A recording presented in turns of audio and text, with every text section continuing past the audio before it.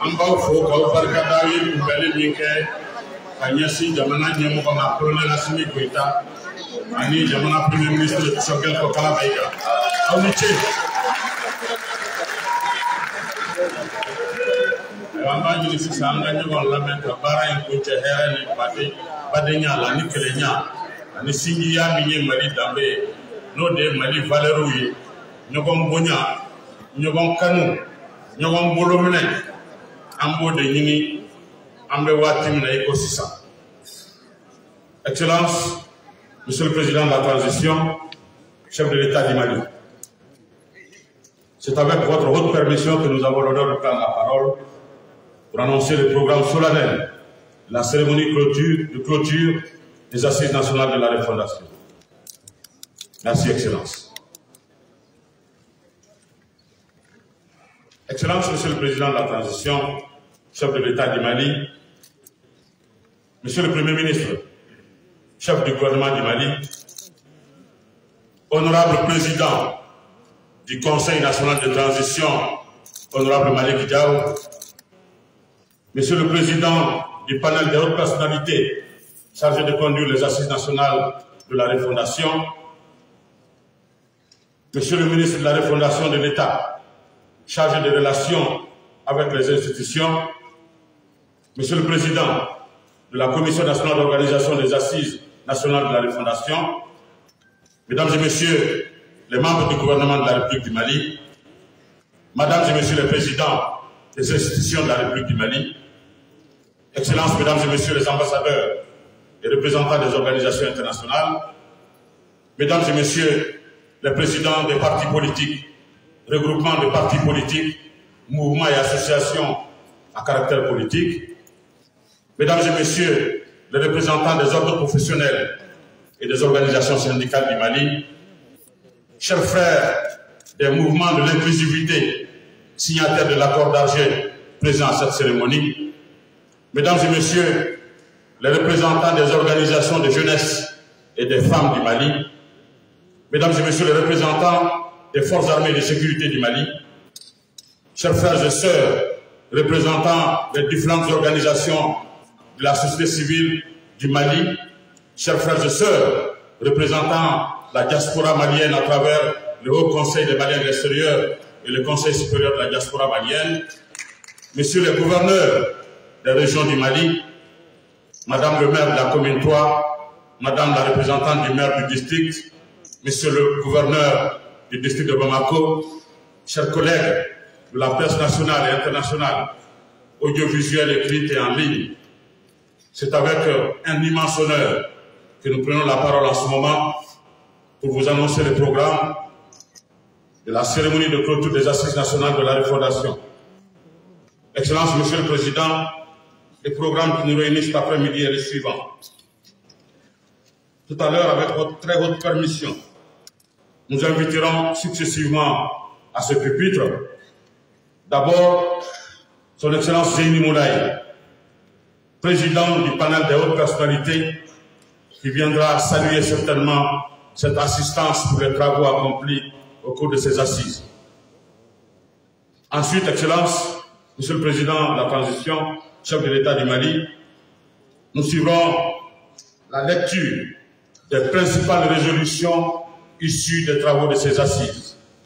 Et cette lecture, au nom du rapporteur général qui est le ministre Mohamed Al-Husseini Touré, nous sera faite par notre frère Siriman Sako, vice-rapporteur. Après la lecture des résolutions des Assises nationales de la refondation, Excellence, Monsieur le Président, nous aurons l'honneur et le plaisir de vous inviter vous-même à venir prononcer le discours solennel de clôture des travaux. Mais avant cela, la commission d'organisation a voulu marquer cet événement par une œuvre artistique de haut rang. Il s'agit d'un poème rédigé par l'illustre Amadou Hampateba, mais qui nous sera lu cet après-midi par Habib Dambélé, Guimba National. Ce sera certainement un des temps forts de cette cérémonie de clôture. Excellence, Monsieur le Président, Avec votre haute permission, donc à présent, nous allons inviter son Excellence Seyni Moulay, ancien ambassadeur, ancien ministre des Affaires étrangères de la coopération internationale et aujourd'hui président du panel des hautes personnalités.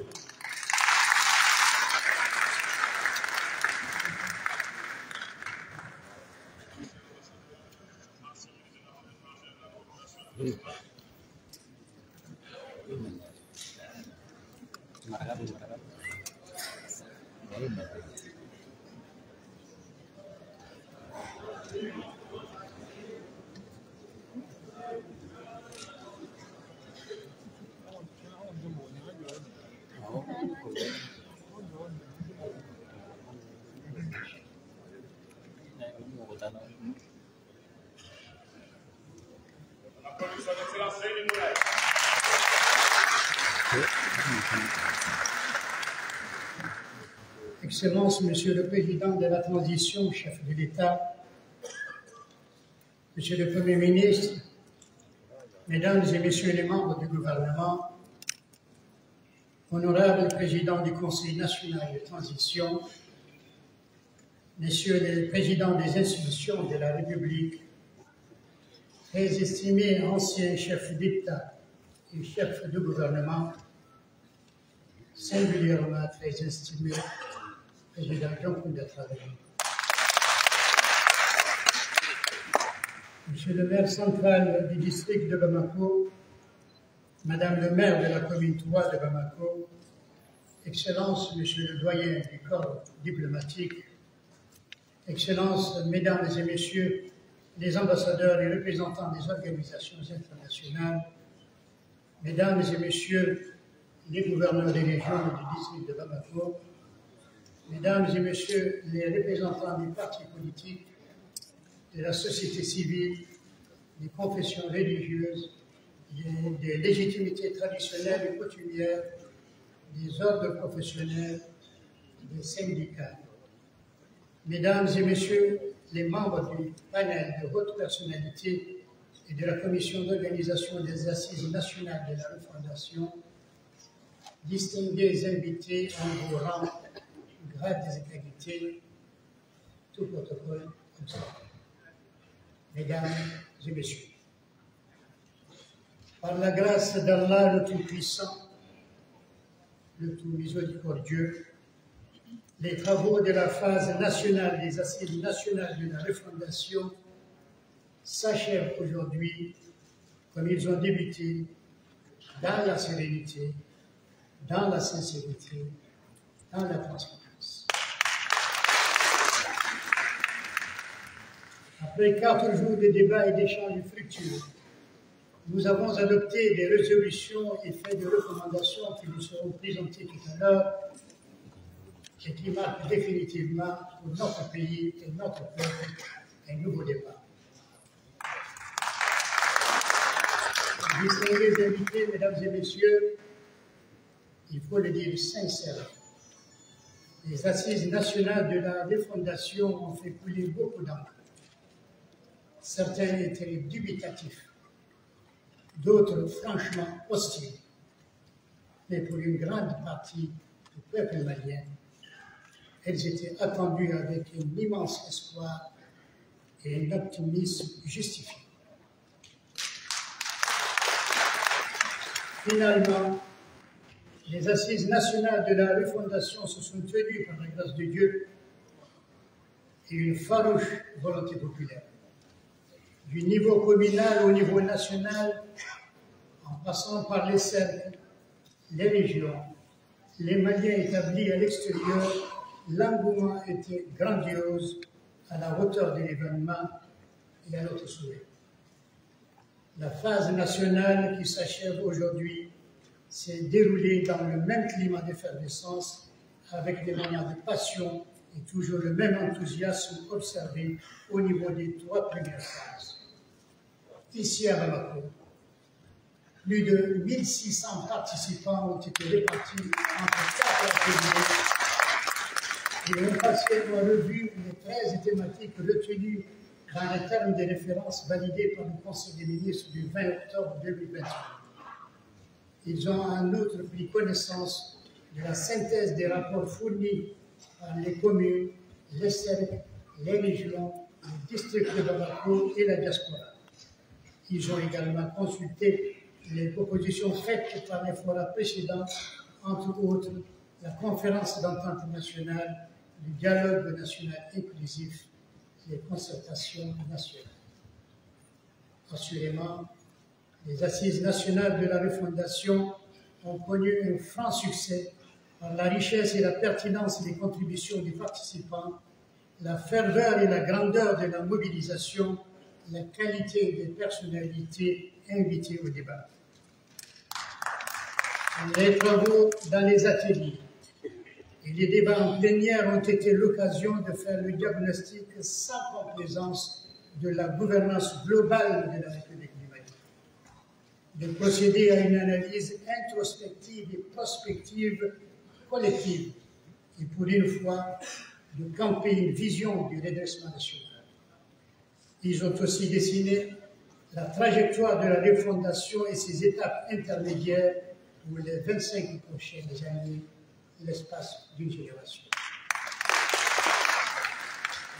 La lueur d'espoir que nous attendions est finalement devenue un véritable soleil levant radieux. Le peuple du Mali a pris ses responsabilités, a pris son destin en main.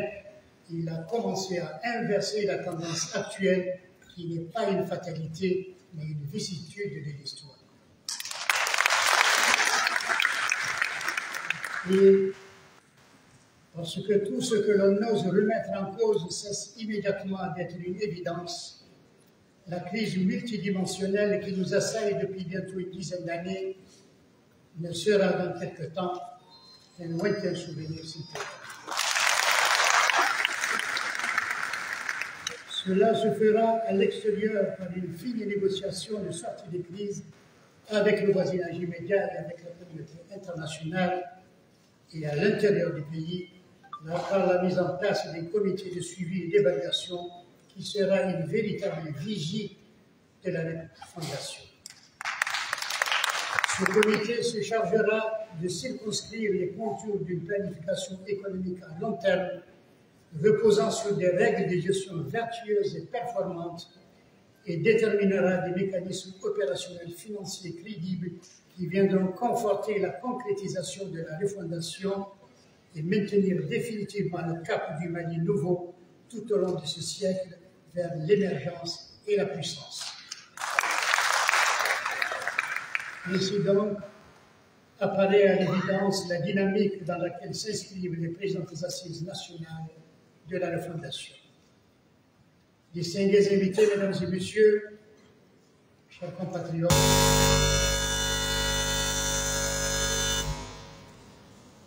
distingués invités, mesdames et messieurs, chers compatriotes, nous resterons désarmés face aux difficultés tant que nous n'aurons pas trouvé notre propre vision inspirée de notre histoire, de notre patrimoine culturel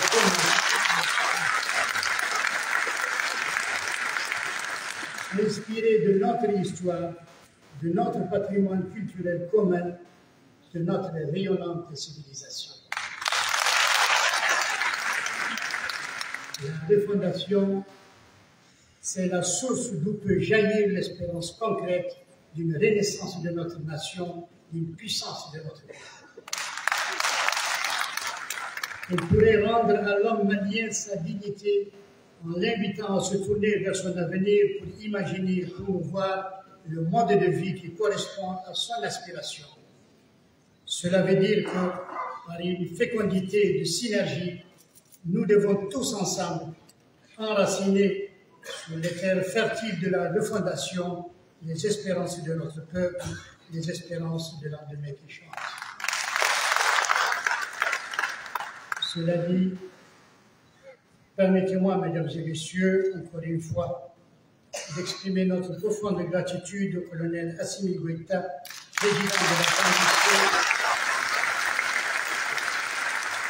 président de la transition, chef de l'État, ainsi qu'au Dr Shogel Kokana Media, Premier ministre, chef du gouvernement, pour leur volonté politique affirmée et assumée, sans laquelle les présentes assises ne se seraient jamais tenues. Permettez-moi également de saluer et de remercier chaleureusement les membres du panel de hautes personnalités et de la commission d'organisation des assises nationales de la refondation, des hommes et surtout des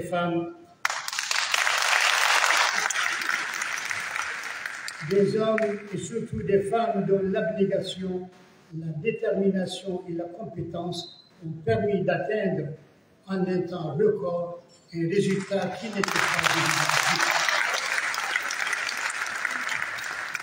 Un résultat qui n'était pas évident du tout au départ et qui me paraît simplement extraordinaire. J'ai envie de rappeler à mes chers collègues du panel et de la commission d'organisation ce beau mot arabe, je le prononce en arabe d'abord, qui est je traduis, la rencontre de deux personnes, c'est toujours une mine d'or. Tout dépend de la manière dont elle exploite. Et je dirais à chacune et à chacun de mes collègues du panel et de la commission d'organisation qu'il y a dans la vie des personnes si magnifiques que leur seule présence réussit à nous réparer l'esprit, le cœur et l'âme. Et vous en êtes. Je souhaiterais conclure en remerciant de vive voix les autorités politiques et administratives, les confessions religieuses, les légitimités traditionnelles coutumières, les forces de défense et de sécurité, les forces paramilitaires et les agents de santé, les partis politiques, les regroupements de partis politiques, les organisations de la société civile, en somme, toutes les populations maliennes pour leur engagement patriotique en faveur du Mali, leur participation massive et de qualité aux travaux des Assises nationales de la refondation. Participation qui a été déterminante dans la mise sur orbite du Mali Koura. Dieu bénisse le Mali, protège les Maliens.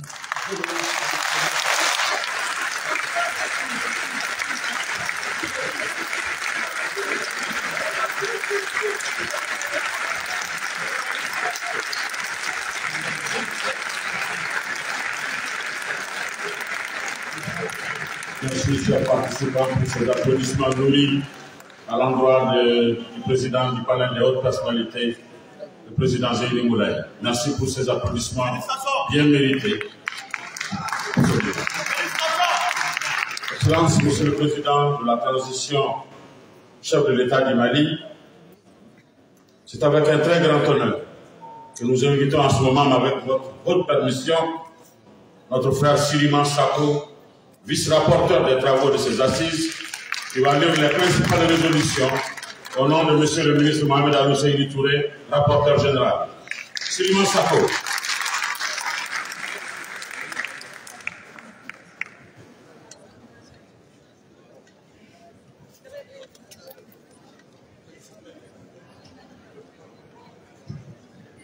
Merci bien.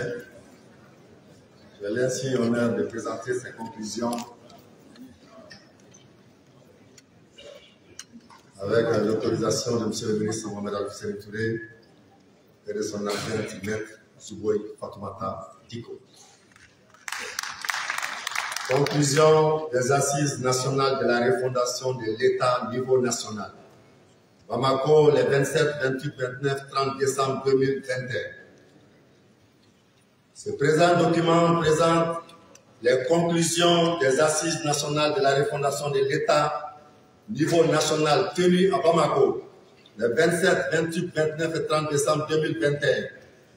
La session au niveau national fait suite aux phases communales, locales, régionales, ainsi qu'à celles ayant concerné les Maliens établis à l'extérieur et les réfugiés, phases qui se sont tenues du 11 au 23 décembre 2021. Les recommandations de ces phases sont jointes en annexe. Les cérémonies d'ouverture et de clôture ont été présidées par son Excellence, Monsieur le Président de la Transition, chef de l'État, le colonel Assimi Goïta. Elles ont été rehaussées par la participation des présidents des institutions de la République, des membres du gouvernement, des membres du Conseil national de la transition, des autorités coutumières et religieuses, des Maliens établis à l'extérieur, des représentants du corps diplomatique. La cérémonie d'ouverture a été marquée par le discours de Monsieur le Président du panel de hautes personnalités, suivi du discours d'ouverture de Monsieur le Président de la transition, chef de l'État. Ces discours sont également en annexe document. Organisation des travaux. On prit part aux travaux, outre les membres du panel de hautes personnalités et de la Commission nationale d'organisation des assises nationales de la refondation, les experts dans les différentes thématiques discutées, les délégués venus de toutes les régions du Mali, les représentants de la société civile et des Maliens établis à l'extérieur. La documentation mise à la disposition des participants comprenait essentiellement les termes de référence des assises, les conclusions des sessions organisées au niveau des communes, des cercles, des régions et auprès des Maliens établis à l'extérieur, les communications sur les différentes thématiques faites par les experts commis à cet effet. Les travaux se sont déroulés au sein des 4 ateliers en session plénière. Le premier atelier a travaillé sur les questions régaliennes de légitimité, droit, devoir, d'évolution du pouvoir, les lignes rouges, thématiques 1, 2, 3, 4 et adoption de la note technique relative au comité de suivi et évaluation des résolutions des assises. Le deuxième atelier s'est penché sur les questions relatives à l'économie, à la planification du développement, à l'organisation et à l'aménagement du territoire, thématiques 6, 8 et 9. Le troisième atelier a abordé les aspects relatifs au développement social, au genre, à la gestion des inégalités et des équilibres, population spatio-temporelle, socio-économique, thématiques 5, 7 et 12. Le quatrième atelier a discuté les questions relatives à l'éveil, l'éducation, la construction citoyenne et à l'épanouissement de l'homme malien, thématiques 10, 11 et 13. Les conclusions des travaux au sein des ateliers ont été validées en séance plénière par l'ensemble des participants. Le relevé des conclusions. Les participants ont adopté les recommandations et les résolutions suivantes. Recommandations. Des mesures politiques et institutionnelles. La réduction du nombre de partis politiques en appliquant des conditions restrictives de création et de financement. La relecture de la charte des partis politiques avec une réaffirmation du statut du chef de file de l'opposition. La fin du nomadisme politique en cours de mandat. La réduction du nombre d'institutions de la République dans la Constitution. La révision des compétences de la Cour constitutionnelle en matière électorale. La mise en place d'un Sénat et d'une Cour des comptes. L'ouverture aux citoyens de la saisine de la Cour constitutionnelle. Recomposer le Conseil national de la transition conformément à la charte de la transition. Officialiser l'utilisation des langues nationales dans les forats officiels. Au titre de la forme de l'État, le maintien de la forme de l'État unitaire, républicain, décentralisé, laïque, démocratique et social. Au titre du régime politique, l'élaboration d'un mécanisme constitutionnel de destitution du président de la République en cas de forfaiture ou de non-respect de son serment. La relecture du mode de désignation des membres de la Cour constitutionnelle, la redevabilité des agents de l'État à tous les niveaux et l'élaboration des mécanismes d'intervention citoyens dans le contrôle et la gestion des affaires publiques. De la gouvernance politique et électorale, la relecture de la loi électorale, la mise en place d'un organe unique indépendant des élections, de gestion des élections, EGE. L'élection région 7 a été retenue comme circonscription électorale des députés. La confection d'un fichier électoral inclusif et fiable et la carte biométrique pour toutes les élections. L'instauration du mode de scrutin proportionnel pour l'élection des députés. La participation des Maliens établis à l'extérieur aux élections législatives. L'organisation des élections municipales avant les législatives et les présidentielles. La mise en place d'un conseil national des autorités religieuses traditionnelle et coutumière, la réalisation de l'audit de la transition. Au titre de la Constitution du 25 février 1992, l'élaboration d'une nouvelle Constitution.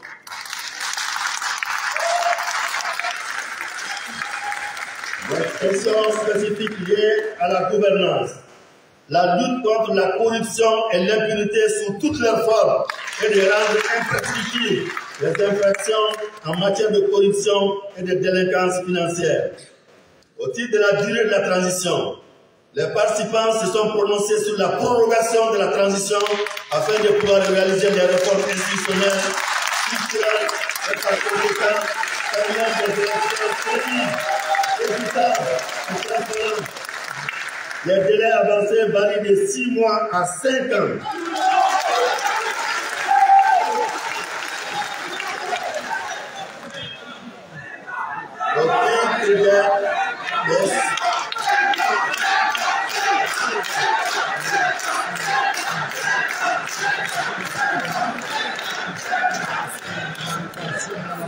Au titre des questions de défense, de la sécurité, de la souveraineté, de la lutte contre le terrorisme et celles géostratégiques et géopolitiques. Mettre en œuvre la loi d'orientation et de programmation militaire par la mise en place d'un système informatique pour assurer la maîtrise des effectifs et des moyens mis à disposition des forces de défense et de sécurité. Poursuivre l'équipement des forces armées maliennes. Accroître la formation spécialisée de nos forces de défense et de sécurité en fonction des menaces asymétriques. Implanter de nouveaux camps aux effectifs conséquents en fonction de la nouvelle carte sécuritaire et stratégique du pays et surtout de la géographie des menaces. Développer de nouveaux partenariats militaires avec des puissances militaires pour défendre la sécurité du pays.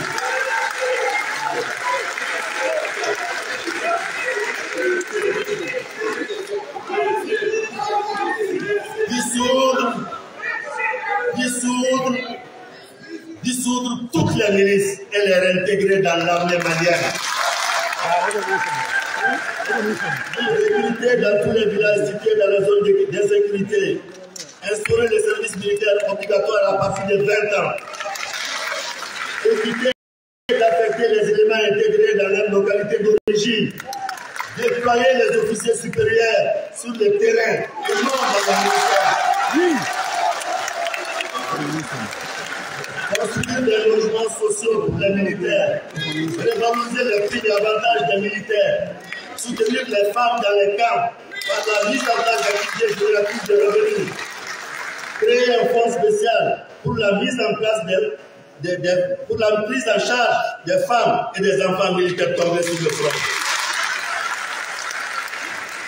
Pour les besoins de la lutte contre le terrorisme, assurer le suivi et la défense du territoire, le président peut prendre un décret en fonction des pouvoirs que la Constitution lui donne pour mobiliser les forces paramilitaires pour la défense de la patrie. Militariser la police, créer un observatoire de la défense et de la sécurité, créer un observatoire des frontières. Au titre de la justice, des droits de l'homme, de la gouvernance, de la transition numérique et des médias. Rapprocher les administrations judiciaires des populations, faire des recrutements dans le cadre de la diversification des administrations judiciaires à travers les pays pour rendre plus rapide et serein le fonctionnement de la justice. Veiller au respect de l'indépendance de la justice par une séparation réelle des pouvoirs et une dépolitisation de la justice. Mettre en place un juge des libertés et de la détention. Regrouper les services de contrôle judiciaire, OCLEI, Bureau du vérificateur général, contrôle général des services publics en une seule structure. Accélérer la lutte implacable contre l'impunité. Auditer la justice, former les magistrats et améliorer leurs conditions. Rendre imprescriptibles les infractions en matière de délinquance financière. Indemniser toutes les familles victimes de guerre et de terrorisme. Mieux réglementer le secteur des médias en fonction des nouveaux canaux de communication tout en préservant la liberté d'expression. Préserver le régime de la pluralité des médias comme acquis démocratique en dépit de la législation nécessaire encadrant le secteur. Réglementer les médias sur les réseaux sociaux. Diffuser et vulgariser les textes sur la justice. établir une collaboration effective et complémentaire entre la justice classique et la justice transitionnelle pour le règlement des litiges, multiplier de manière effective et rendre fonctionnel le bureau d'aide juridique et judiciaire auprès des tribunaux pour les justiciables démunis, rendre effective la médiation pénale pour désengorger les maisons d'arrêt, rendre opérationnelle la nouvelle réorganisation judiciaire, simplifier et digitaliser toutes les procédures et démarches administratives, renforcer le financement de la justice, créer une institution dans le cadre de la lutte contre la cybercriminalité, autoriser la conception d'un logiciel de filtrage des fake news. Au titre de la politique étrangère, coopération internationale, Maliens établis à l'extérieur, intégration africaine. Rendre notre diplomatie plus active et plus professionnelle. Étendre la carte diplomatique en fonction des intérêts de notre pays. Redéfinir la visée diplomatique et la coopération en fonction des besoins nouveaux du Mali. Faire émerger une diplomatie de la crise plus efficace avec comme points focaux la défense, la sécurité, l'économie, l'industrie et surtout la protection des Maliens à l'extérieur. Faire participer les Maliens établis à l'extérieur aux élections législatives et poursuivre leur représentation dans les institutions de la République. Organiser les états généraux de la migration. Créer un cadre de concertation des associations des Maliens établis à l'extérieur. Créer un observatoire de la diplomatie. Promouvoir et reprendre le programme Top 10. Renforcer le centre d'études stratégiques. Intégrer les besoins liés au secteur de la sécurité et de la défense dans les priorités de notre diplomatie. Multiplier les partenariats et accords de coopération dans les domaines de la sécurité et de la défense. Poursuivre les efforts dans les domaines de la diplomatie économique. Appliquer la réciprocité entre le Mali et le Initier la semaine des Maliens établis à l'extérieur, permettant de relever les talents novateurs, scientifiques, culturels, sportifs et artistiques. Ouvrir des missions diplomatiques et consulaires dans tous les pays où résident au moins 1000 ressortissants maliens. Faciliter les démarches administratives et la création d'entreprises pour les Maliens établis à l'extérieur. Multiplier et diversifier les partenariats à tous les niveaux sur la base du principe gagnant-gagnant. Choisir des conseillers consulaires parmi les Maliens établis à l'extérieur de la diaspora. Créer une carte d'identité biométrique, consulaire et électorale. Créer la banque d'investissement de la diaspora. Promouvoir et valoriser les entreprises maliennes dans l'espace sous-régional.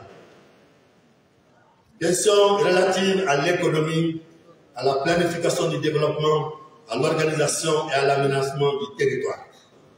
Planifier l'aménagement des terres agricoles, des zones industrielles, des zones économiques spéciales et des permis miniers et d'orpaillage dans les villages. Développer un réseau d'infrastructures ferroviaires, routières et fluviales. Développer les infrastructures de stockage, de commercialisation, d'eau potable et d'énergie renouvelable, solaire notamment dans les villages. Adopter une stratégie pour valoriser les métiers liés à l'agriculture, à l'élevage, à la pêche, à l'artisanat, au tourisme et à la chasse. Élaborer une véritable politique économique et financière avec une stratégie permettant de réaliser un taux de croissance moyen du produit intérieur brut supérieur à 10% durant les 30 prochaines années. Organiser les filières productives en développement des chaînes de valeur bien connectées, solidaires et compétitives au plan international. Renforcer les liens entre l'éducation et la recherche avec les différents secteurs productifs. Donner la priorité à la formation technique et professionnelle pour doter les pays d'une main-d'œuvre qualifiée et compétitive. Renforcer la gouvernance d'entreprise en améliorant les conseils d'administration et en encourageant les certifications ISO et d'autres certaines de nos entreprises. Augmenter le nombre d'entreprises maliennes cotées en bourse. Renforcer le secteur financier afin de faire face aux besoins de financement à long terme de notre économie, notamment pour le secteur privé. Mobiliser l'épargne publique nationale pour le financement du déficit compte tenu de la situation fragile du pays, insécurité, instabilité économique, mauvaise gouvernance. Relire les codes des douanes et des impôts pour la mobilisation des ressources financières suffisantes. améliorer la gestion des exonérations et des subventions en les rendant plus transparents et conformes aux règles de la concurrence. Lutter contre la fraude fiscale et les pertes de ressources pour l'État en rendant transparentes les conventions signées par l'État et en procédant à leur évaluation périodique. Améliorer l'efficacité et l'efficience de la dépense publique en renforçant l'élaboration, la mise en œuvre et l'élaboration périodique des budgets programmes. Favoriser l'accès des entreprises nationales à la commande publique et à la sous-traitance des entreprises minières. Allouer 15% des marchés publics aux PME dirigés par les femmes et les jeunes. Élaborer une politique nationale de contenu local, notamment au niveau du secteur minier. Auditer tous les permis miniers, notamment ceux dont les bénéficiaires ne respectant les textes sur la protection de l'environnement. Créer une banque d'investissement qui sera ouverte à la participation des Maliens de l'extérieur. Élaborer une politique d'industrialisation et de soutien au secteur privé. Instaurer un système de redevabilité et de réduction des comptes pour toute personne ayant assumé des responsabilités, même à la retraite. Augmenter la participation de l'État au capital des sociétés minières. Mettre en place un système de contrôle des fonds de souveraineté. Au titre du développement rural, mettre en place des pôles de développement dans les campagnes centrées sur les potentialités et le savoir-faire de chaque localité en vue de créer des emplois et freiner l'exode rural. Mettre en place une politique d'exploitation et de valorisation des eaux souterraines, des surfaces, des pluviales en utilisant les énergies renouvelables. Valoriser les potentialités de l'offre du Niger aux autres EFIS en augmentant les superficies aménagées. Engager des réformes au niveau du secteur agricole touchant l'enregistrement des exploitations familiales et des entreprises agricoles. La mise en place des coopératives d'utilisation des matériels agricoles primants. La prise de textes pour favoriser les achats institutionnels avec les producteurs agricoles et des centrales d'achat, de stockage des produits afin d'éviter le bradage des productions et de stabiliser la production nationale pour les besoins de consommation intérieure. Prendre les dispositions pour arrêter les changements de vocation des terres agricoles au profit des programmes immobiliers, notamment pour les constructions de maisons. Appliquer les dispositions de la loi sur le foncier, attribuant au moins 15% des terres aménagées aux femmes, aux jeunes et aux groupes vulnérables. Procéder à la relecture des dispositions de la charte pastorale. Créer une assurance maladie obligatoire pour les producteurs agricoles. Mettre en place un plan d'investissement pour la transformation agro-industrielle de toutes les matières premières en général et les produits agricoles du Mali en particulier. Renforcer la politique agricole à travers la gestion axée sur les résultats tout en utilisant des énergies renouvelables. Pour un développement durable, il faut faire du secteur agricole une priorité nationale. Renforcer la recherche agricole. Au titre des questions économiques et financières, de la fiscalité et des dépenses publiques.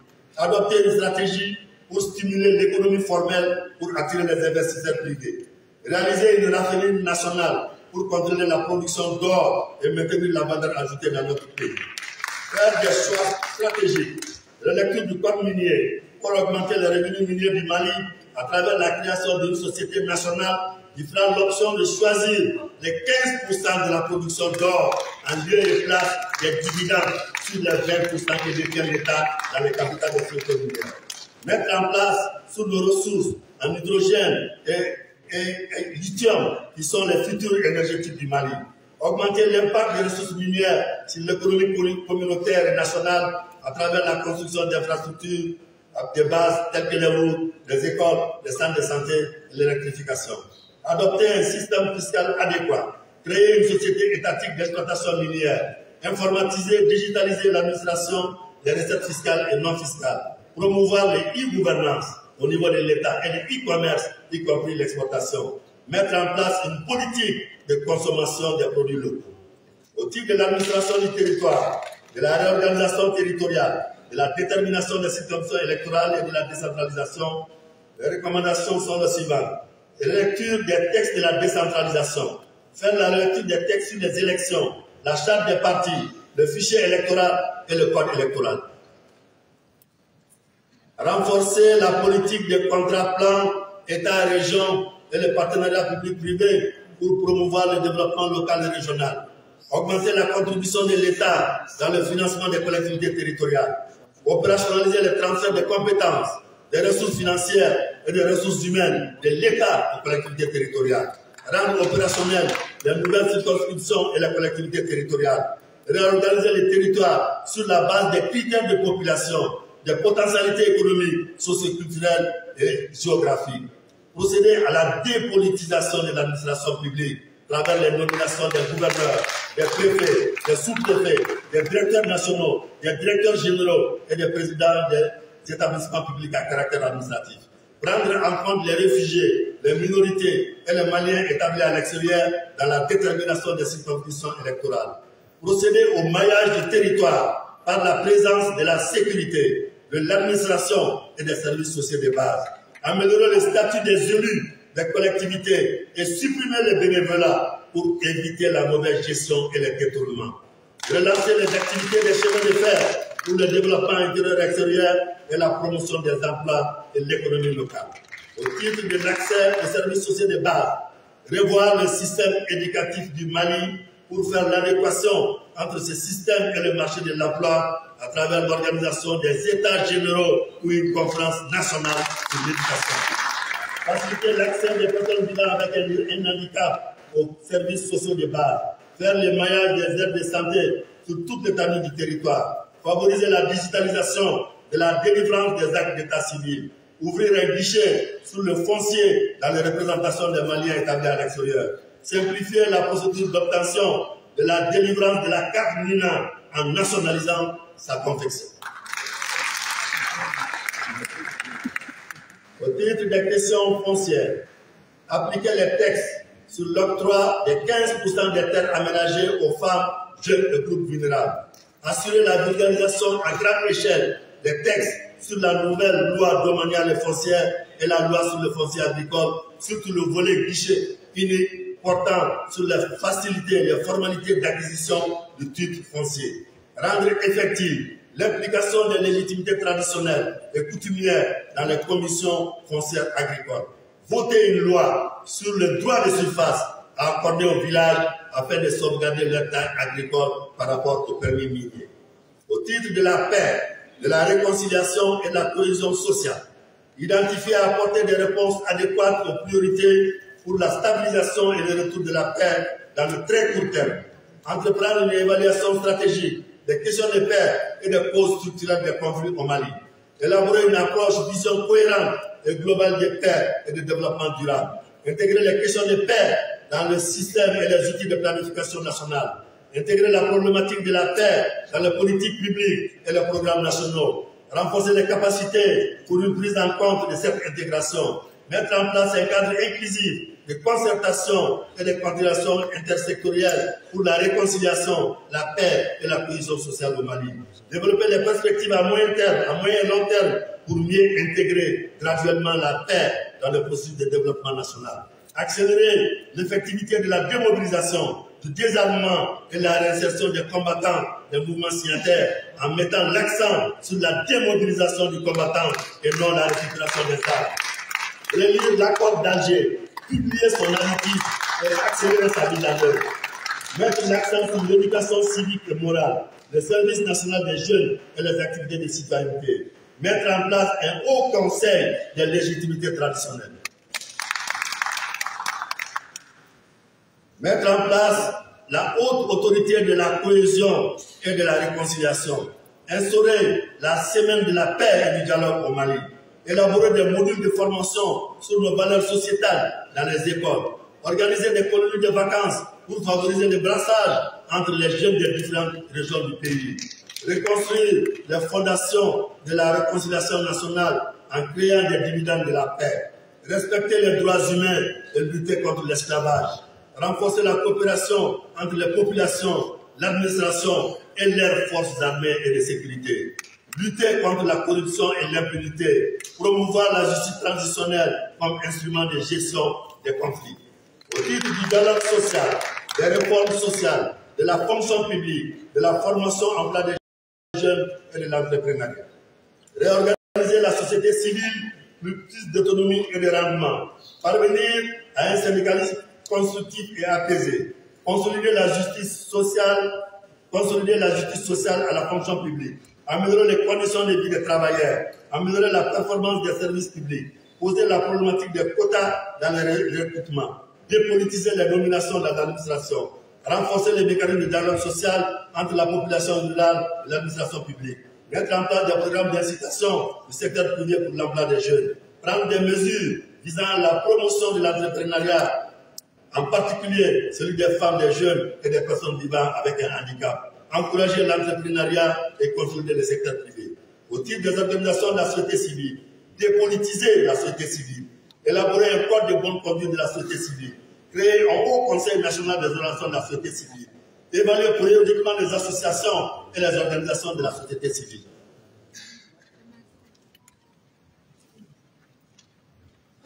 Au titre de la problématique syndicalisme, politique et stabilité sociale, dépolitiser les syndicats, organiser les élections professionnelles des représentativités des organisations syndicales, organiser une conférence sociale pour négocier un pacte social de stabilité et de croissance, signer une trêve sociale avec les syndicats, adopter un programme de prise en charge des engagements de l'État pris dans le cadre des procès-verbaux de conciliation, procéder à la relecture des textes sur la création des syndicats, appliquer la loi sur l'exercice du droit de grève dans les services publics et parapublics, faire jouer le statut général des fonctionnaires son rôle normatif.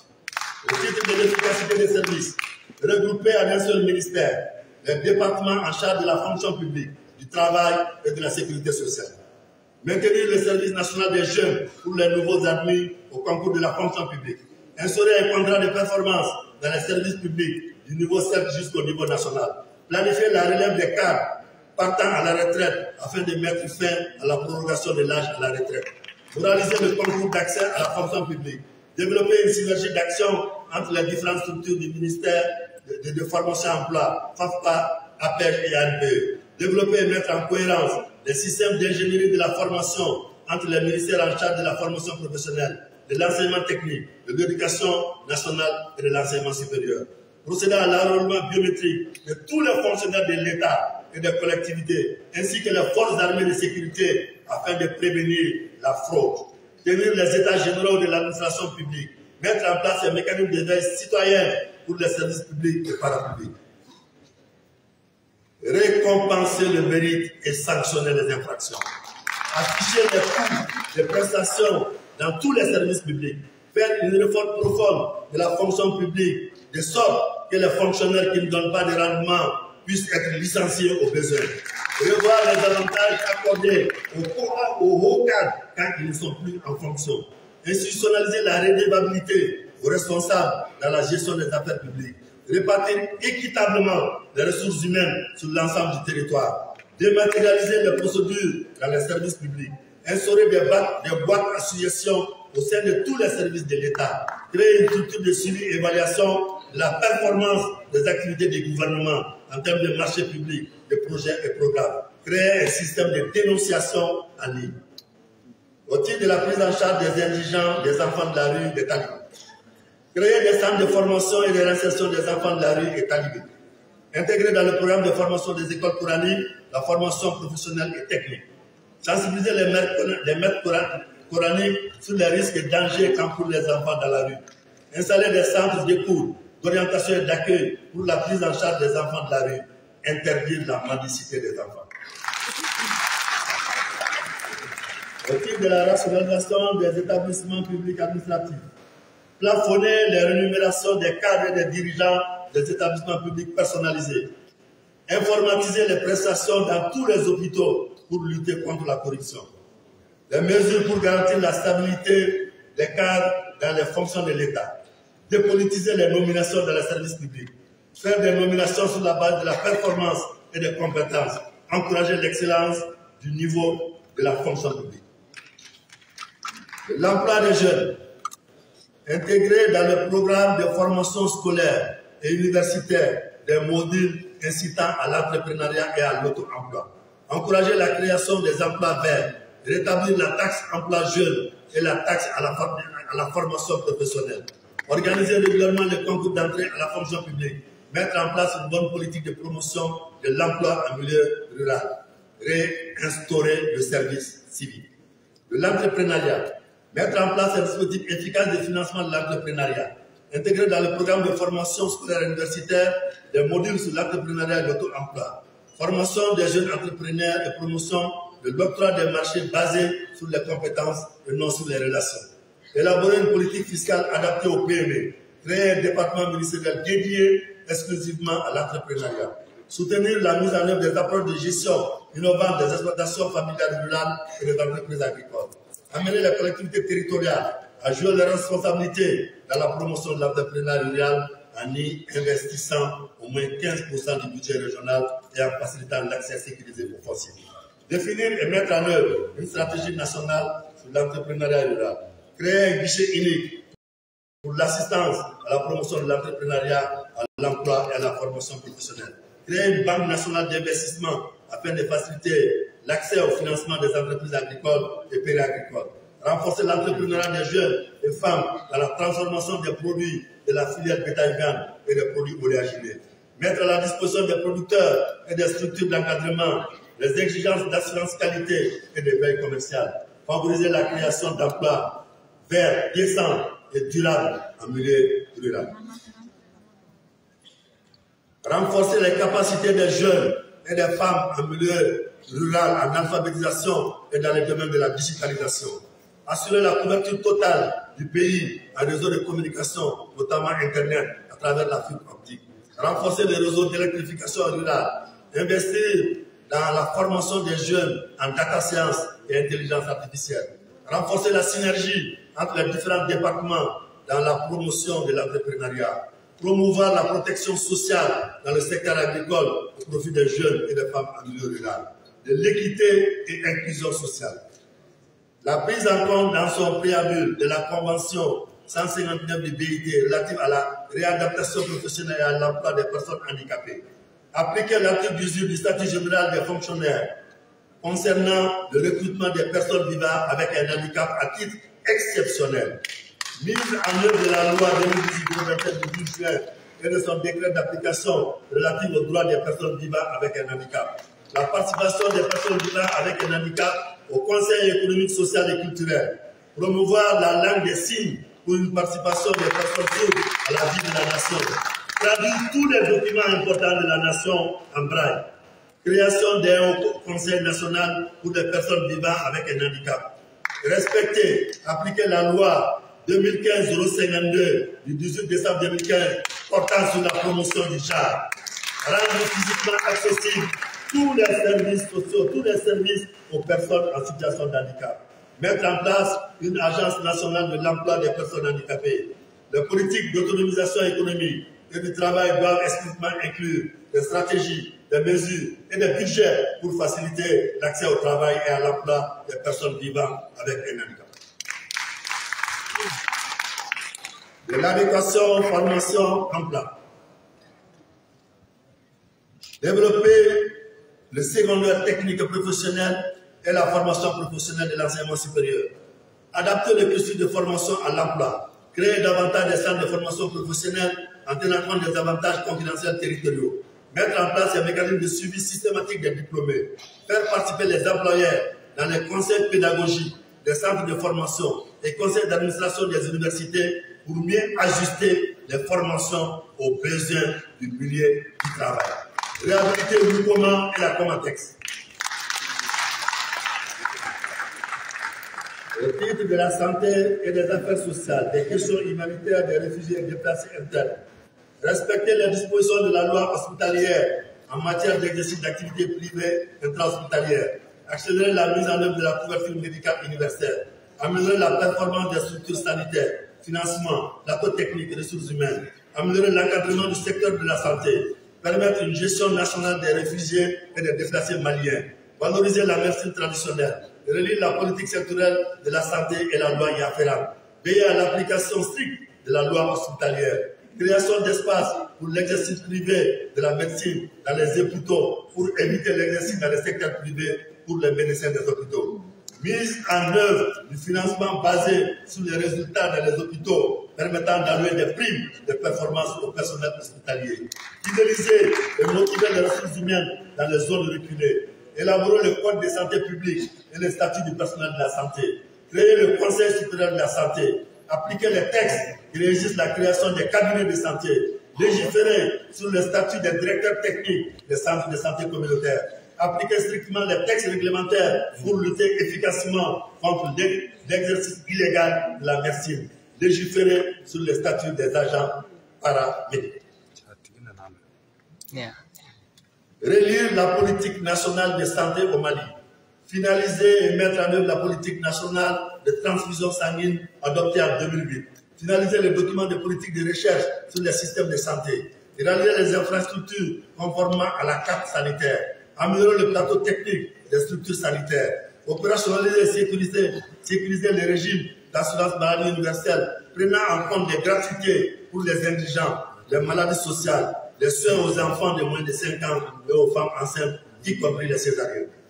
Créer les centres de santé communautaires conformément à la carte sanitaire des régions sans l'influence des partis politiques.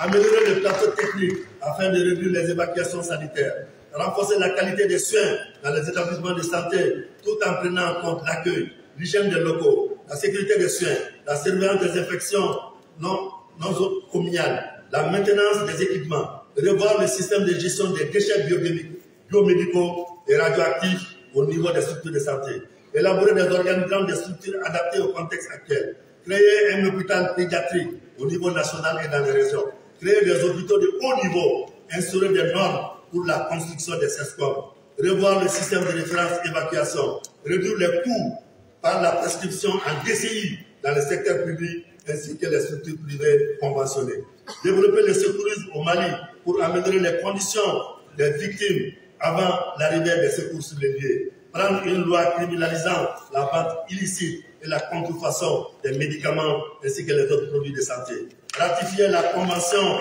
Médicrime, élaborer une politique nationale d'industrialisation du secteur pharmaceutique, affecter des pharmaciens dans tous les centres de santé de référence et autres structures, interdire la vente des médicaments en dehors des pharmacies, faire appliquer le schéma directeur d'approvisionnement des médicaments à tous les niveaux de la santé, interdire l'usage des médicaments de la rue. Réexaminer le coût d'accès aux médicaments, appliquer l'arrêté déterminant la liste des médicaments autorisés au niveau des structures de santé, communiquer sur le calendrier des gardes des pharmacies, développer la médecine traditionnelle tout en insistant sur le renforcement des capacités et la réorganisation de la médecine traditionnelle, analyser les médicaments des tradithérapeutes, créer un cadre de collaboration entre les agents de la médecine conventionnelle et des tradithérapeutes, renforcer les capacités de formation des spécialistes dans le domaine socio-sanitaire, assurer la formation en cours d'emploi, élaborer et mettre en place un cahier de charges entre l'État et les structures de formation des agents de santé du niveau primaire et universitaire, harmoniser et appliquer un programme de formation commun des agents de santé et ceux de la sous-région, tant au niveau public que privé, organiser les examens au plan national pour les structures privées et étatiques de formation des agents de santé, améliorer le plateau technique au niveau des centres de santé communautaires, élaborer des plans d'urgence et de contingence pour les nouvelles maladies émergentes et réémergentes, équiper les hôpitaux et centres de santé de matériel pour la prise en charge des personnes vivant avec un handicap, suspendre les évacuations des hauts cadres du pays à la charge de l'État, revoir les stratégies de motivation des agents au niveau public tout en octroyant des primes sur les recettes afin de réduire la fréquentation du secteur privé, renforcer les capacités du personnel dans le domaine de la maintenance des équipements, recruter le personnel de qualité et assurer une répartition équitable entre les centres de santé des différentes zones du Mali, évaluer régulièrement les directeurs des hôpitaux et prendre des sanctions qui s'imposent, nommer les directeurs sur la base des résultats, élaborer et veiller au respect des plans de carrière, doter tous les CESCOM de ressources humaines de qualité.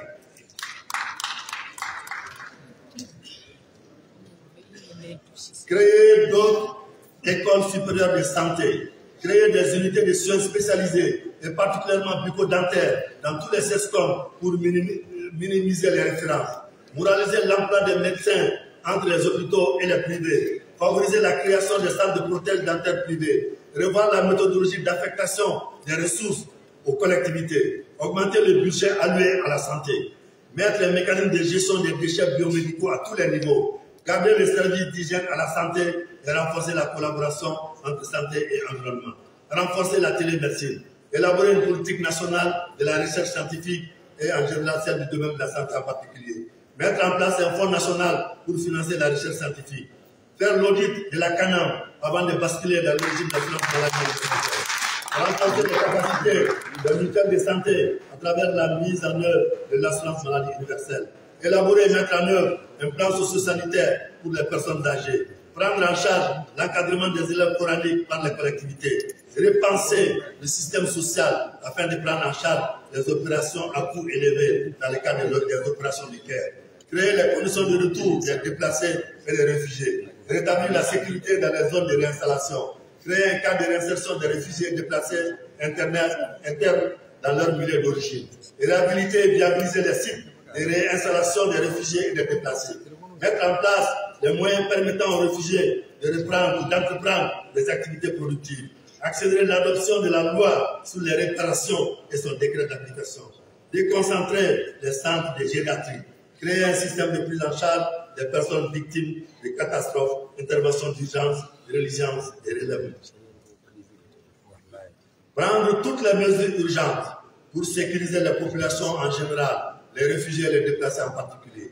Sécuriser les ouvrages physiques d'eau potable, d'électrification rurale et de tous les projets environnementaux réalisés ou réalisés par les ONG internationales. Sécuriser le personnel local et étranger au cours des missions humanitaires sur l'ensemble du territoire. Apporter toute l'assistance technique, matérielle, financière et sécuritaire aux opérateurs humanitaires des ONG internationales au profit des populations locales. Œuvrer à la restauration durable de la paix, au renforcement de la cohésion sociale et la promotion du dialogue communautaire avec le concours des ONG internationales. Au titre des aspects politiques, réglementaires et institutionnels de la gouvernance environnementale. Sur le plan politique, relire les grandes politiques en matière d'environnement, d'assainissement et de développement durable pour les adapter aux objectifs de développement durable, à l'agenda 2063 de l'Union africaine et à la vision de la CEDEAO 2050. Veiller à la mise en œuvre harmonieuse des différents documents de politique et de stratégie au niveau des différents secteurs et sous-secteurs. Intégrer les préoccupations environnementales dans les décisions économiques et dans les PDC des communes. Promouvoir et valoriser les énergies renouvelables. Intégrer nos valeurs culturelles dans la révision des grandes politiques citées conformément à la charte de Kouroukanfouga et d'autres pratiques traditionnelles de protection de l'environnement. Renforcer la coordination des efforts de l'État et des collectivités territoriales dans la mise en œuvre des politiques environnementales et d'aménagement du territoire. Développer et mettre des plans de gestion, augmenter la productivité biologique et des aires protégées. Établir des corridors biologiques pour connecter les aires protégées afin de faciliter la migration des populations de faune et de flore. Développer les partenariats entre l'État et les collectivités afin de réaliser des projets de conservation et de restauration des habitats.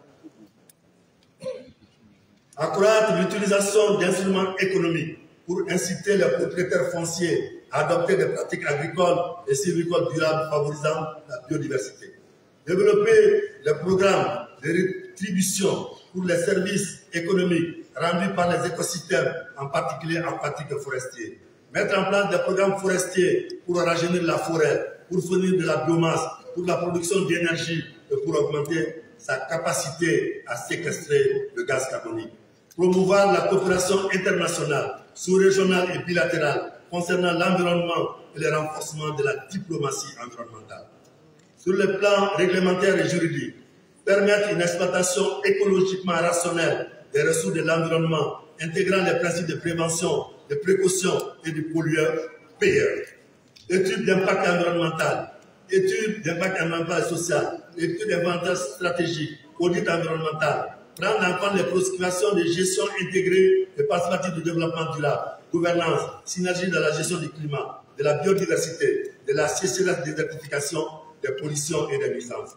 Miser sur les mesures préventives afin d'assurer une meilleure connaissance des textes environnementaux par tous les acteurs du développement pour réduire les actions de détérioration des ressources de l'environnement et contribuer à l'amélioration des conditions de vie des populations vulnérables.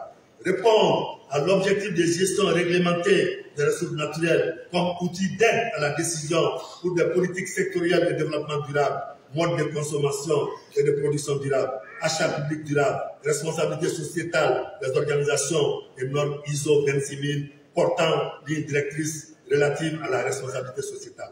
Élaborer des indicateurs juridiques sur l'effectivité des textes régissant l'environnement ainsi que des outils d'évaluation de l'impact des instruments juridiques en matière d'environnement afin d'éviter toute régression dans la protection de l'environnement au Mali. Assurer l'effectivité de toutes les réglementations nationales et les conventions internationales ratifiées par notre pays en matière d'assainissement et de protection de l'environnement. Étudier la faisabilité pour le développement d'une fiscalité écologique. Réaliser les plans stratégiques d'assainissement et schémas directeurs d'urbanisation et d'aménagement. Promouvoir des modes de consommation plus durables par des mesures réglementaires économiques. Renforcer les capacités des rédacteurs des textes juridiques relatifs à l'environnement au Mali. Sur le plan institutionnel, faire un audit des structures en charge de l'environnement et de l'assainissement et proposer une nouvelle architecture institutionnelle en la matière. Étudier la faisabilité pour la création d'un fonds national pour l'environnement. Renforcer les capacités des institutions de lutte contre la désertification, l'ensemblement des cours d'eau en termes de ressources humaines, financières et technologiques. Étudier la faisabilité pour la création d'une agence nationale des déchets.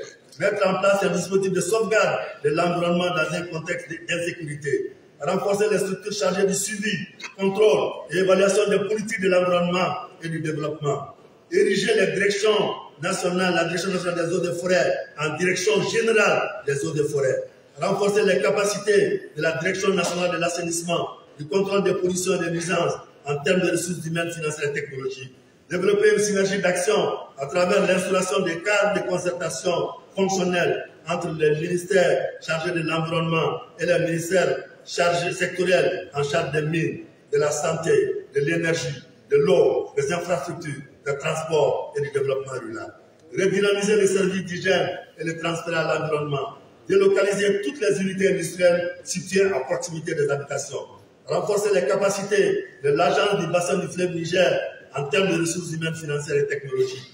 Étudier la faisabilité de la création des usines de montage des plaques photovoltaïques. Étudier la faisabilité de création d'un conseil supérieur de l'environnement à l'image du conseil supérieur de l'agriculture. De la lutte contre les pollutions et les nuisances. Assurer l'amélioration des politiques urbaines pour minimiser au mieux gérer les problèmes de pollution et nuisances, notamment à travers l'adoption des plans directeurs pour l'assainissement des agglomérations urbaines. Prendre en compte les liens entre pauvreté et environnement en luttant contre les phénomènes de marginalisation et de taudis urbains. Développer et mettre en œuvre un programme permettant d'appui au traitement des déchets et des produits dangereux en privilégiant les approches novatrices et participatives de gestion en ce qui concerne les déchets solides et liquides urbains. Prendre des mesures coercitives contre les unités industrielles qui déversent l'air effluent liquide dans les cours d'eau sans traitement préalable. Mettre un mécanisme de gestion des déchets biomédicaux à tous les niveaux. Au titre de la promotion de la gestion durable des ressources pour l'amélioration de l'économie malienne et le bien-être de ses populations. Améliorer la gestion durable des ressources naturelles, notamment les sols, et de pouvoir promouvoir la conservation et l'utilisation durable de la diversité biologique, faune, flore et écosystème, en mettant un accent particulier sur l'intégration durable du secteur forestier et de ses produits dans l'économie nationale. Lutter contre la dégradation des terres et la désertification en s'attaquant aux causes réelles de ces phénomènes. Trouver des activités de diversification comme alternatives à la coupe abusive du bois. Promouvoir et valoriser les énergies renouvelables, l'efficacité énergique et la bioénergie. Créer un fonds national d'efficacité énergétique. De la promotion de l'information, l'éducation et la communication environnementale. Promouvoir un programme national d'éducation relative à l'environnement à travers l'élaboration de l'enseignement des programmes d'éducation dans tous les ordres d'enseignement, primaire, secondaire et supérieur. Renforcer les activités d'information, d'éducation et de communication, mais aussi encourager et récompenser les bonnes initiatives des organisations de la société civile et des individus qui concourent à une meilleure gestion de l'environnement.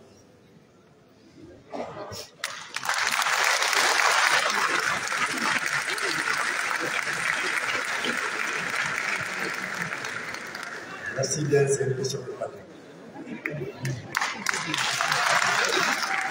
Promouvoir la régénération naturelle assistée, sensibiliser les élus, les femmes, les associations de jeunes, les chasseurs pour leur implication active dans la lutte contre la déforestation. Encourager la création de bosquets villageois et la protection des bois sacrés. Communiquer de façon efficace et efficiente pour un changement de comportement du citoyen malien à l'égard de l'environnement.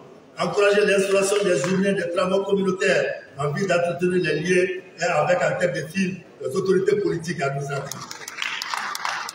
Informer et éduquer tous les acteurs de l'environnement sur le mécanisme pour un développement propre, MDP, notamment sur les bénéfices que peuvent générer les crédits carbone à travers la plantation de certains arbres, jatropha, les activités relatives aux foyers améliorés. Sensibiliser les acteurs de l'environnement sur les enjeux de la transition écologique. Prendre des mesures, campagnes de sensibilisation, sanctions de lutte contre la pollution environnementale, notamment sur la loi numéro 2021-032 du 24 mai 2021 relative aux pollutions et nuisances. Intensifier les campagnes de reboisement en optant pour les plantations sécurisées. Vulgariser les textes environnementaux dans les langues nationales. Élaborer et mettre en œuvre un plan innovant de communication sur l'environnement de façon globale. Renforcer l'information environnementale des citoyens au quotidien et à tous les niveaux afin d'un éveil de conscience en matière environnementale et d'assainissement. Au titre des arts, créer un village des artisans dans chaque région du Mali. Développer l'artisanat et établir le répertoire national des artisans. Mettre en place un fonds de développement de l'artisanat et subventionner les activités artisanales. Valoriser les tissus traditionnels nationaux. Créer le centre de formation des tisserands. Produire les produits artisanaux locaux dans les commandes, promouvoir les produits artisanaux locaux dans les commandes publiques, web abonnement. Favoriser la formation au métier et former les jeunes diplômés pour créer des emplois dans le domaine de l'artisanat. Mettre en place une politique pour monétiser les arts. Organiser des foires d'exposition des produits de l'artisanat malien. Appuyer les artisans pour participer aux foires et aux expositions internationales. De la culture. Organiser les semaines culturelles sportives et artistiques au niveau local, régional et national. Créer un fonds spécial pour soutenir les activités culturelles, sportives et artistiques. Promouvoir les festivals culturels et restaurer les biens artistiques et culturels comme partenaire de l'utilisation des enfants. Mettre sur pied un fonds cinématographique pour promouvoir notre culture à travers le cinéma. Favoriser les échanges culturels entre les jeunes des différentes localités à travers les caravanes culturelles. Accélérer le processus de rapatriement de nos œuvres d'art et renforcer leur contrôle sur leur exportation. Réhabiliter les monuments et sites historiques et touristiques du Mali. Rattacher l'Institut Ahmed Baba de Tombouctou au ministère de la Culture afin d'améliorer l'exploitation des manuscrits de Tombouctou. Favoriser l'appropriation des valeurs morales et sociétales du Mali à travers l'éducation. Redéfinir nos valeurs culturelles en fonction de la charte de Kouroukanfoua. Promouvoir le cinéma. Développer des produits autour de notre culture. Officialiser les journées culturelles dominées. Au titre du tourisme, favoriser la formation au métier du tourisme et de l'hôtellerie. Répertorier nos sites touristiques et les protéger afin d'en tirer des ressources pour les collectivités locales et le ministère du tourisme. Développer l'écotourisme et promouvoir le tourisme national.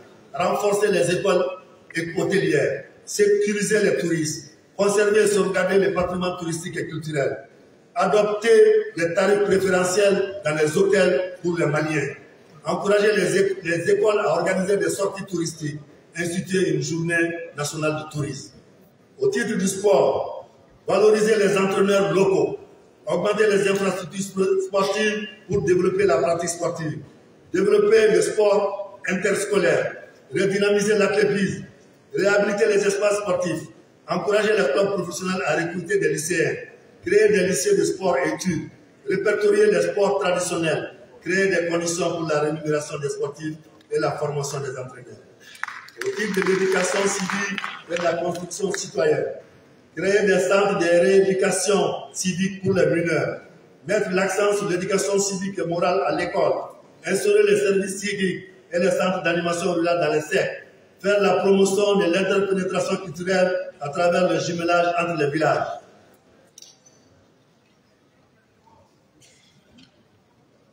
Rétablir le service militaire obligatoire à partir de 18 ans et y instaurer un système d'apprentissage des métiers et de formation au respect des valeurs républicaines. Concevoir et diffuser des spots et missions sur la citoyenneté. Dynamiser le mouvement des pionniers. redonner force et vigueur à la famille, à l'école, à la communauté, afin de favoriser le changement radical. Élaborer les recueils des griots, instaurer une semaine d'éveil patriotique et d'éducation civique du 15 au 22 septembre de chaque année.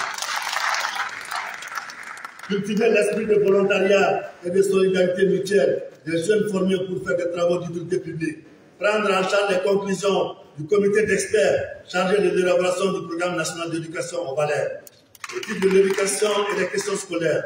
Pacifier l'espace scolaire et universitaire pour en faire un lieu d'acquisition de savoir et de connaissances et non de vandalisme et d'agression permanente. Organiser les états généraux de l'éducation. Réouvrir et sécuriser les écoles fermées. Réviser la carte scolaire en prenant en compte la construction d'écoles techniques et professionnelles publiques dans toutes les régions. Mettre en œuvre le plan de carrière des enseignants et concevoir un plan de formation. Valoriser la fonction enseignante. Renforcer l'éducation civique et morale en augmentant le coefficient de cette matière à l'école et l'inclure dans les examens du baccalauréat. Créer une école nationale vétérinaire.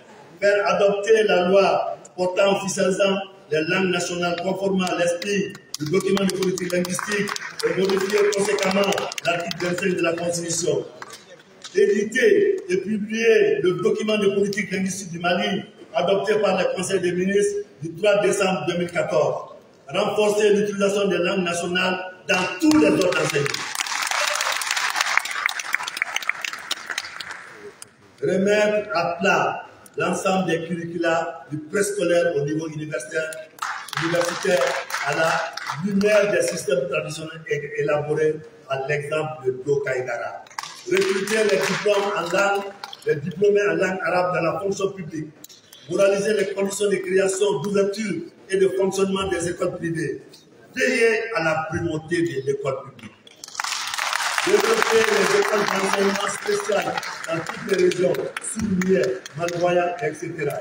Concevoir et mettre en œuvre un plan quinquennal d'éradication de l'analphabétisme au Mali en utilisant toutes les formes d'écriture des langues nationales, Tifinan, Nko, Masaba. Valoriser les systèmes d'écriture endogènes qui font partie de notre patrimoine culturel, Tifinan, Nko, Masaba et idéogramme. Au titre de la recherche scientifique, organiser la recherche sur les traditions en vue d'une meilleure prise en compte de nos valeurs culturelles dans la pratique démocratique au Mali. Améliorer la recherche islamique, exploiter les manuscrits historiques. Construire une université de sciences et technologies à Caille. Réhabiliter les laboratoires et en construire des nouveaux. Créer des espaces d'échange et de collaboration entre les scientifiques, les ingénieurs et les artisans. Instaurer une gouvernance de la recherche sur le plan financier et scientifique. Valoriser la propriété intellectuelle et l'innovation. Renforcer le financement de la recherche scientifique en dotant ce secteur d'un budget fixe représentant 1% du produit intérieur brut national. Valoriser et promouvoir les résultats de la recherche et de l'innovation. Créer des universités ou des facultés supplémentaires dans les régions avec un seul examen national et les doter de bibliothèques et d'accès Internet. Assurer la formation continue des agents, des enseignants du niveau supérieur. Recruter les assistants et les motiver pour assurer la recherche et préparer la relève dans l'enseignement supérieur. Appuyer les inventeurs et innovateurs nationaux. Restructurer le Centre national de la recherche scientifique et technologique et le faire diriger par un chercheur et non par un administrateur. Séparer le statut des enseignants-chercheurs de celui des chercheurs, mais en leur accordant les mêmes avantages. Recruter des enseignants pour tous les autres professionnels d'enseignement. Instaurer un système de bourse d'État pour les étudiants en master et au doctorat. Corriger les lourdeurs administratives afin de faciliter le retour à l'activité des agents ayant effectué des formations supérieures. Construire l'Observatoire astronomique du Mali. Instituer un prix national de recherche et d'innovation remis chaque année par le président de la République. Valoriser et mettre au travail l'expertise malienne de l'intérieur comme de l'extérieur à travers des projets porteurs dans le domaine de la refondation de l'État et de l'enseignement. Confier des missions ciblées à des équipes de travail, incluant la diaspora, pour des résultats immédiats sous forme de rapports ou de stratégies de mise en œuvre opérationnelle. Fait à Bamako le 30 décembre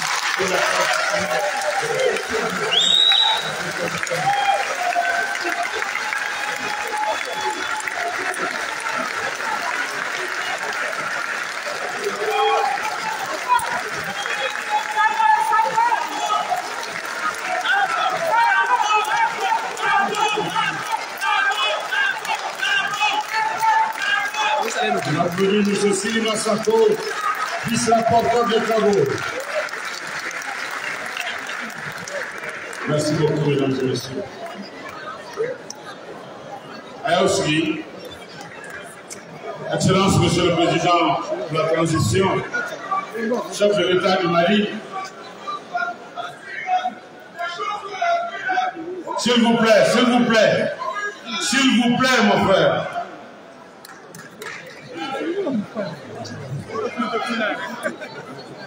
Mesdames et messieurs, nous vous invitons à suivre à présent cette belle prestation d'un des hommes les plus adulés par les amoureux de l'art, de l'humour, de la comédie malienne. Je nomme Habib Dembélé, Dimba National. Habib est venu spécialement nous lire à sa façon un beau poème de Feu Amadou Hampâté. Et ce poème porte sur la paix, la réconciliation, l'unité nationale. On accueille Habib Dembélé, Dimba National. Un jour, il y a un incendie qui éclate. Les gens bougent dans tous les sens pour maîtriser l'incendie, qui avec un seau d'eau, qui avec une poignée de sable. Et au bout d'un moment, le plus petit des oiseaux, le moineau, s'envole, va à la mer, va prendre une goutte d'eau, va mettre sur l'incendie. Il refait le même trajet plusieurs fois. À un moment donné, il croise quelqu'un de très énervé qui lui dit « Mais qu'est-ce que tu fous? Tu ne vois pas que les gens sont occupés ?» Le petit colibri répond « Je fais ce que je peux. Si chacun fait ce qu'il peut au Mali, le Mali sera meilleur. Et c'est pour ça que je vais faire ce que je peux faire. »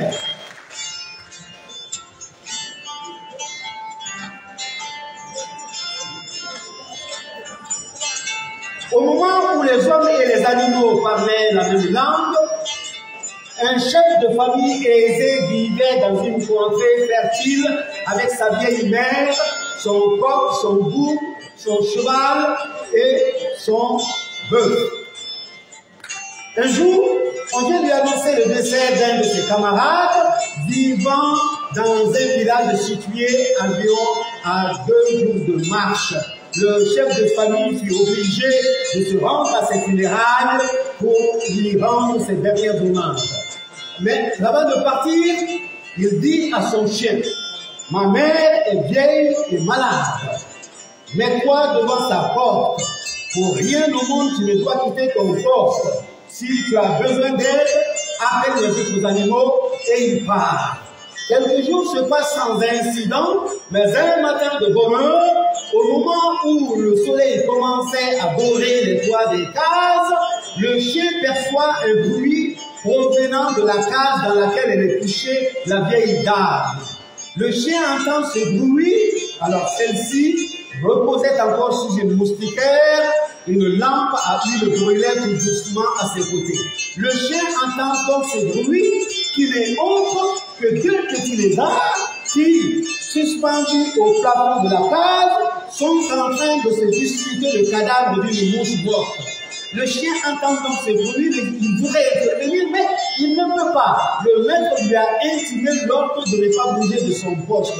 Alors, apercevant le coq en train de picorer quelques graines échappées des mortiers, alors le chien appelle. Coq, coq, coq, coq.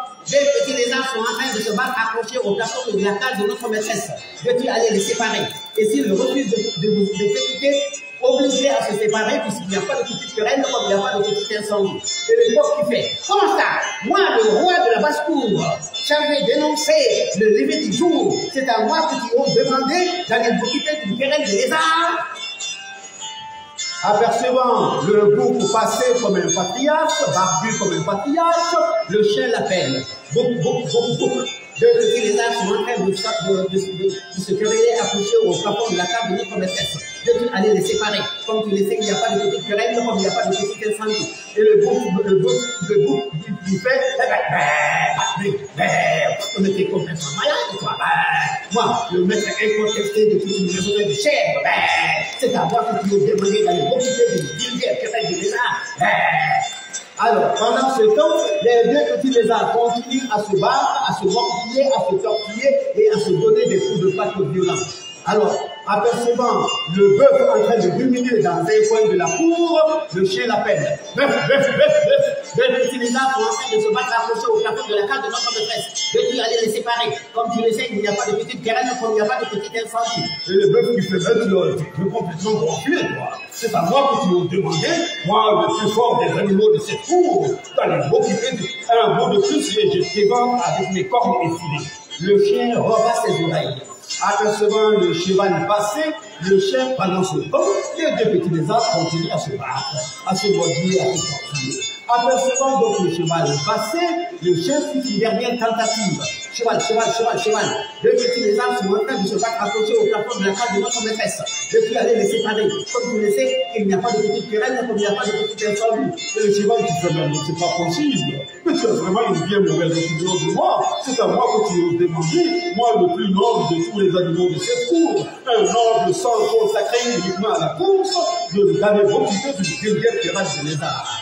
Alors, pendant ce temps, les deux petits lézards continuent à se battre, à se muler, à s'enfremuler, à se tortiller, à se tortiller. Ils se querellent tant à tel point qu'ils se décrochent du plafond et viennent tomber sur la lampe à huile. La enflammée sort de la lampe, elle éclaire la moustiquaire, bientôt le lit est en feu, la vieille dame crie au secours, les gens apprennent en descendant de l'eau, la vieille dame est gravement brûlée. Elle respire encore, mais sa vie ne tient qu'à un fil. On envoie un garçon annoncer la nouvelle à son fils dans l'autre village, vous vous souvenez? Et ce garçon, content de monter sur le cheval, le fait galoper, galoper, galoper, galoper, galoper, toute la journée sans même donner une seule seconde au cheval de reprendre son souffle. Et le chef de famille informé remonte sur le cheval, avec le gamin en plus. Et il me faut galoper sur le trajet contraire. Il me faut galoper, galoper, galoper, galoper, galoper. Arrivé devant la maisonnée, fourbu, le cœur du cheval lâche. Mais avant de mourir, il a eu le temps de dire au chien qui était juste à côté, « Oh, tu avais raison, j'aurais dû m'occuper de cette querelle du lézard. » Et le chien qui fait, « Ah, mais ça avait été prévu, hein. Il n'y a pas de petite querelle, comme il n'y a pas de petit incendie. » Alors, bien pour soigner la vieille dame, le marabout conseille d'enduire son corps avec du sang de coq. Et elle n'en sait plus. Ah, il y a un coq dans la cour. Et bientôt, on donne la chasse au coq. Et puis, il n'attrape pas ses pattes. Et puisqu'il passe devant le chien, et le coq fait au chien, « Ah, je me suis raison, j'aurais dit m'occuper de cette querelle de lézard. » Et le chien qui fait, « Ah, mais c'est bien, je l'ai dit, mon gars, il n'y a pas de petite querelle, il n'y a pas de petit incendie. » Alors, mais malheureusement, la vieille dame ne suffit pas à ses blessures. Et dans ce village, pour enterrer les cadavres, il faut d'abord arroser le sang, la tombe avec du sang de bouc. Bientôt, deux gaillards vont se servir du bouc par ses cornes, on le traîne, et puisqu'il passe devant le chien, le bouc fait, « t'avais raison, j'aurais dû m'occuper de cette querelle de lézard. » Et le chien qui fait, « Mais dis donc, ça avait des coups, mon gars, il n'y a pas de petite querelle, il n'y a pas de petit incendie. » Alors, 40 jours après le décès, alors il y a une cérémonie qui réunit tout le village et les villages environnants. Et bien pour nourrir tout ce monde, le chef de famille est obligé de tuer vous suivez l'histoire. Ainsi donc, et à chaque fois, le chien bénéficie de ces différentes questions. Ainsi donc, à cause d'une petite querelle entre deux petits lézards, querelle modeste dont personne n'a voulu s'occuper, non seulement nos fiers amis, le coq, le bouc, le bœuf, le chevalier ont perdu leur vie et en résultat un incendie qui endeuilla toute la même journée à petite cause, grande effet. Voilà ce que votre activité a mis dans les super. Et notre journal national. Merci beaucoup. Vive le Mali, vive la République. Merci. Merci.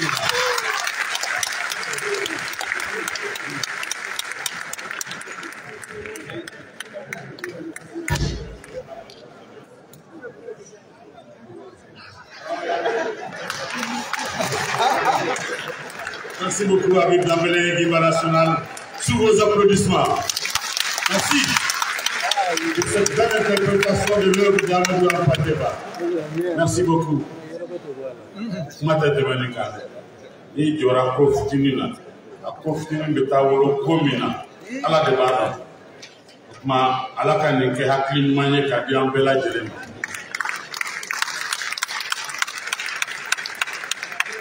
Mesdames et messieurs, nous arrivons à présent au moment le plus attendu de cette cérémonie de clôture. Il s'agit du message porté à son Excellence le colonel Assimi Goïta, président de la transition, chef de l'État du Mali. Mesdames et messieurs, je vous prie d'accueillir son Excellence Assimi Goïta, président de la transition, chef de l'État.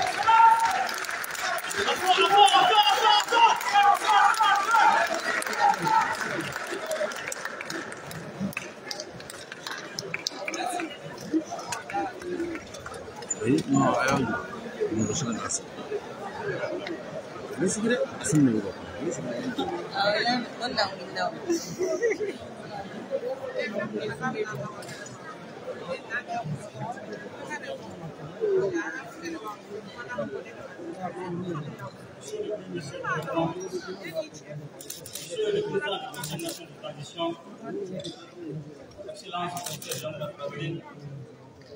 Mesdames et messieurs les membres du gouvernement, messieurs les présidents des institutions de la République, mesdames et messieurs les membres des CNT, des conseillers nationaux, chefs de structures administratives, autorités des collectivités territoriales, monsieur le gouverneur du district de Bamako, monsieur le maire du district de Bamako, madame le maire de la commune 3, mesdames et messieurs les représentants des missions diplomatiques, autorités morales, religieuses et coutumières. Mesdames et messieurs les représentants des organisations de la société civile, monsieur le président du panel des fortes personnalités des assises de la refondation, mesdames et messieurs les membres du panel des fortes personnalités des assises nationales de la refondation, monsieur le président de la commission nationale d'organisation des assises nationales de la refondation, mesdames et messieurs les membres de la commission nationale d'organisation des assises nationales de la refondation, mesdames et messieurs les participants aux assises nationales de la refondation, distingués invités, mesdames et messieurs, tout protocole observé. Nous voilà au thème des assises nationales de la refondation, un exercice à haute valeur démocratique dont les Maliens avaient ardemment souhaité la tenue dans le cadre du redressement de notre cher patrie. Au-delà d'un simple exercice démocratique, le peuple malien vient de prouver à nouveau par le dialogue la grande maturité de la phase du monde entier. C'est pourquoi le 30 décembre 2021 restera gravé dans les annales de l'histoire contemporaine de notre pays.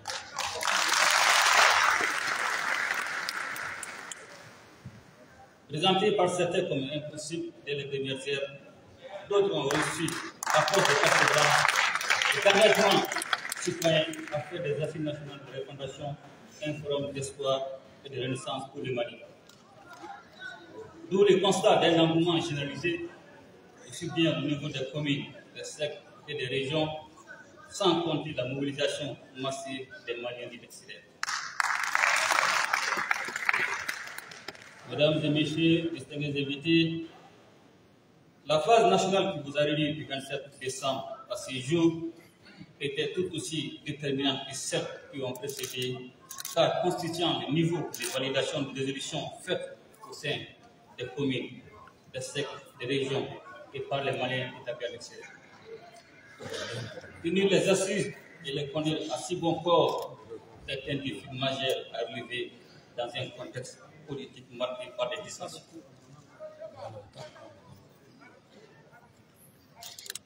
Le mérite de cette réussite revient tout d'abord au peuple malien qui, par un sursaut national, a pleinement adhéré à l'esprit aux enjeux de l'opération.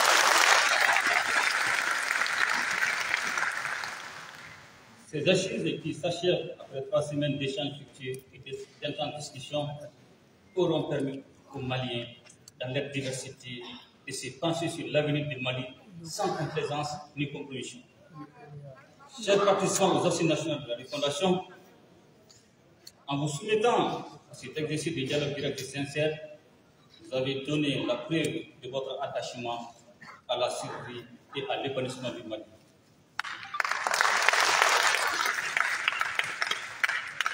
Les thématiques abordées, que ce soit en atelier ou en séance plénière, étaient de la plus forte importance. Entre autres, vous avez abordé la question liée à la forme même de l'État, ainsi qu'à la redevabilité du gouvernement. Celles relatives à la paix, la réconciliation et la cohésion sociale ont également figuré en bonne place dans vos échanges. D'autres thématiques tout aussi importantes, comme la défense et la sécurité, les questions de souveraineté, des politiques intérieures, de justice, d'administration, de gouvernance et l'élaboration d'une nouvelle constitution, de santé, d'éducation et de culture ont particulièrement retenu votre attention pour avoir fait l'objet de recommandations fortes.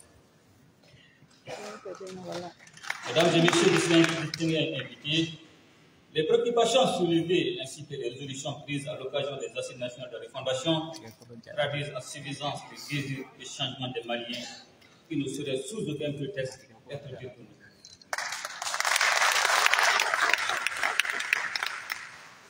Cela est d'autant plus imposant que nous avons le devoir d'y veiller avec détermination. C'est donc l'occasion et le lieu de rassurer le peuple malien sur notre engagement quant à la mise en œuvre des résolutions issues de ces assises qui ont prouvé l'adhésion des Maliens et des Maliens au projet de refondation de notre État. Loin d'être un alibi ou un caprice, les assises nationales de refondation sont la réponse aux maux et aux défis qui assaillent notre pays. En se prononçant massivement en faveur des différentes réformes à entreprendre, et dont certaines se distinguent par leur urgence et leur impact immédiat sur la vie de la nation. Le peuple malien démontre une fois de plus sa sagesse dans l'épreuve et sa capacité de mobilisation patriotique. Mesdames et messieurs, distingués invités, ceux et celles de nos concitoyens qui, pour une raison ou une autre, se sont désolidarisés de ce processus national doivent désormais comprendre que la sauvegarde de la nation est un devoir du citoyen qui s'impose à nous.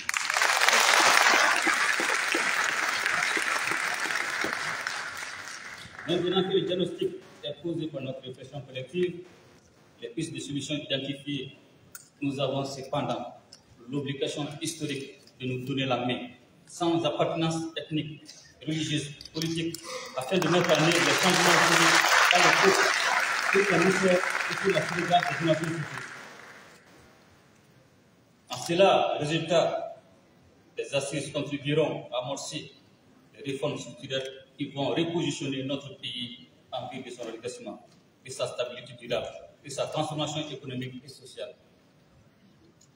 Conformément aux recommandations issues des assises nationales de refondation, le gouvernement mettra très prochainement en place un chronogramme visant à assurer le retour à un ordre constitutionnel apaisé et sécurisé.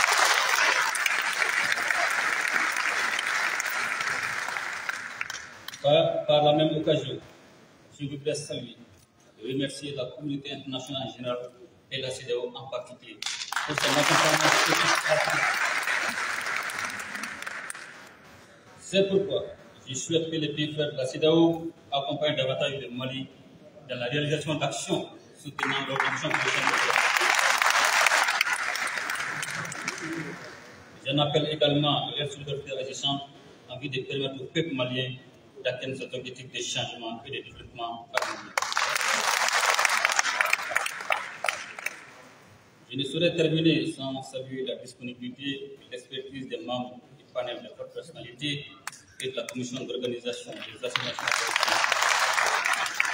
Ceci, comme à toutes les personnes de bonne volonté ayant contribué à la réussite de ces assises, j'adresse mes chaleureuses félicitations. Sur ces mots d'encouragement, je déclare clos les travaux des assises nationales de refondation.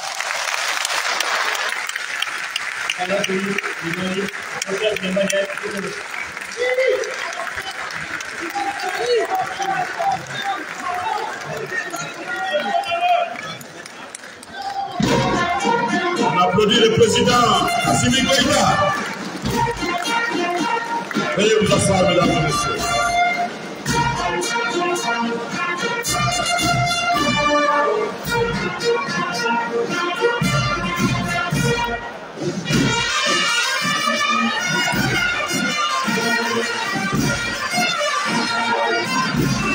sur la pancarte. Merci beaucoup. Merci.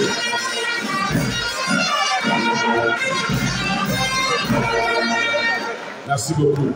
Mesdames et messieurs, c'est donc avec cette allocution solennelle de son Excellence le colonel Assimi Goïta, président de la transition, chef de l'État, que prennent fin dans l'unité, dans la solidarité, dans la fraternité et dans l'entente les travaux des Assises nationales de la refondation. Nous allons juste demander avec indulgence à Monsieur le Président de la transition d'annoncer que la séance est définitivement levée. Merci bien, Excellence. Et le Président va descendre saluer les illustres personnalités que vous êtes avant de se retirer en compagnie de Monsieur le Premier ministre du gouvernement.